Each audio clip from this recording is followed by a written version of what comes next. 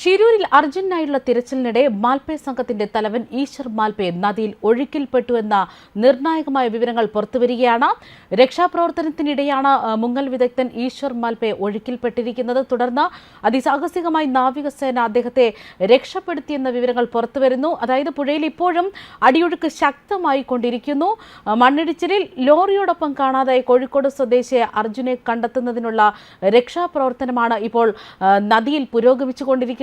ഗംഗാവല്ലിപ്പുഴയിൽ നിന്ന് സിഗ്നൽ കിട്ടിയ 4ാമത്തെ സ്പോട്ടിലാണ് ഇപ്പോൾ ദൗത്യ സംഘം പരിശോധന നടത്തുന്നത്. കുന്താപുരിയിൽ നിന്നുള്ള പ്രാദേശിക മത്സ്യത്തൊഴിലാളികളും തിരച്ചിലിനായി എത്തിയിട്ടുണ്ട്. മാൽപേ സംഘത്തിന്റെ തലവൻ ഈശ്വർ മാൽപേ നദിയിൽ മുങ്ങിയെങ്കിലും ശക്തമായ അടിയൊഴുക്ക് കാരണം ഇദ്ദേഹം തിരിച്ചു കയറുകയായിരുന്നു. തിരച്ചിലിനിടെ ഈശ്വർ മാൽപേ കയറ് പൊട്ടി ഒഴുകിപ്പോയെന്നാണ് എം വിജിൻ MLA മാധ്യമങ്ങളോട് പറഞ്ഞത്. 3 തവണ നാവികസേന ഈശ്വർ മാൽപേ രക്ഷപ്പെടുത്തി. തുടർന്നുള്ള രക്ഷാപ്രവർത്തനത്തിനായി ഈശ്വർ മാൽപേ ഉദ്യോഗസ്ഥരുമായി ചർച്ച നടത്തി വരികയാണ് എന്ന വിവരങ്ങൾ പുറത്തുവരുന്നു. അതേസമയം ഗംഗാവല്ലിപ്പുഴയുടെ അടിത്തട്ടിൽ ഒരു ലോറി ഉണ്ട് എന്ന് സ്ഥിരീകരിച്ചതായി ഉത്തര കന്നഡ ജില്ലാ കളക്ടർ ലക്ഷ്മിപ്രിയ വ്യക്തമാക്കിയിരിക്കുകയാണ്. ഐബോർഡ് പരിശോധനയിൽ കിട്ടിയ 4ാം സിഗ്നലിലാണ് ലോറി ഉള്ളതെന്ന വിവരങ്ങൾ പുറത്തുവരുന്നു. കരയിൽ നിന്ന് 132 മീറ്റർ അകലെ ചെളിയിൽ പുതഞ്ഞ നിലയിലാണ് ഈ ലോറി ഉള്ളതെന്നാണ് സൂചനകൾ. ഷിരൂരിൽ മണ്ണിടിച്ചിലിൽ കാണാതായ അർജുന് വേണ്ടിയുള്ള തിരച്ചിൽ 12ാം ദിവസം പിന്നിടുമ്പോൾ നദിയിൽ നിന്ന് സിഗ്നൽ കിട്ടിയ 4ാമത്തെ സ്പോട്ടിലാണ് സംഘം ഇപ്പോൾ തിരച്ചിൽ നടത്തുന്നത്. നദിയിലുള്ള മൺകൂനയിലാണ് ഇപ്പോൾ രക്ഷാദൗത്യ സംഘമുള്ളത്. അതായത് കുന്താപുരയിൽ നിന്നുള്ള മത്സ്യത്തൊഴിലാളികളുടെ സംഘമാണ് ഇപ്പോൾ ഈ സ്ഥലത്ത് തിരച്ചിൽ നടത്തുന്നത്. തിരച്ചിൽ സംഘത്തിലെ തലവനാണ് ഈശ്വർ മാൽപേ. അദ്ദേഹം നദിയിൽ 3 തവണ മുങ്ങി. പക്ഷേ അടിയൊഴുക്ക് കാരണം തിരിച്ചു കയറിയിരുന്നു.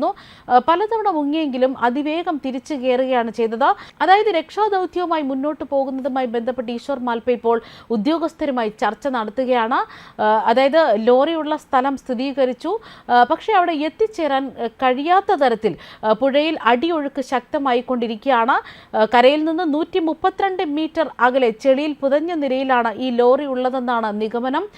എന്നിരുന്നാലും ഈ ലോറിയിൽ മനുഷ്യന്റെ സാന്നിധ്യം കണ്ടെത്താൻ കഴിഞ്ഞിട്ടില്ല എന്നും കളക്ടർ പറയുകയാണ്. ലോറിയുടെ ക്യാബിൻ ഭാഗികമായി തകർന്ന നിലയിലെന്നും കളക്ടർ പറയുന്നു. തിരച്ചിൽ നിർത്തിയെങ്കിലും ഇക്കാര്യം കളക്ടറോടും നേവിയോടും പറഞ്ഞിട്ടുണ്ടെന്നാണ് വ്യക്തമാകുന്നത്. മാത്രമല്ല ഫ്ലോട്ടിംഗ് വെസൽ കൊണ്ടുവന്ന ഇരുമ്പ് കമ്പി ഉപയോഗിച്ച് പുഴയിൽ ഇറങ്ങാനാണ് ശ്രമം. സാധ്യമായിട്ടുള്ള എല്ലാ കാര്യങ്ങളും ഷിരൂരിൽ ചെയ്യുകയാണ്. ഫ്ലോട്ടിംഗ് പ്ലാറ്റ്ഫോം രാജസ്ഥാനിൽ നിന്ന് എത്തിക്കുമെന്നാണ് കളക്ടർ അറിയിച്ചിരിക്കുന്നത്. നാവികസേനയുടെ കൂടുതൽ വൈദഗ്ധ്യമുള്ളവരെ നിയോഗിക്കണമെന്നാണ് കേരള സർക്കാർ ആവശ്യപ്പെട്ടിരിക്കുന്നത്. പ്രാദേശിക മത്സ്യത്തൊഴിലാളികളുടെ സഹകരണത്തോടെ തിരച്ചിൽ തുടരും. സാധ്യമായ എല്ലാ ശ്രമങ്ങളും നടത്തി മുന്നോട്ടു പോകും.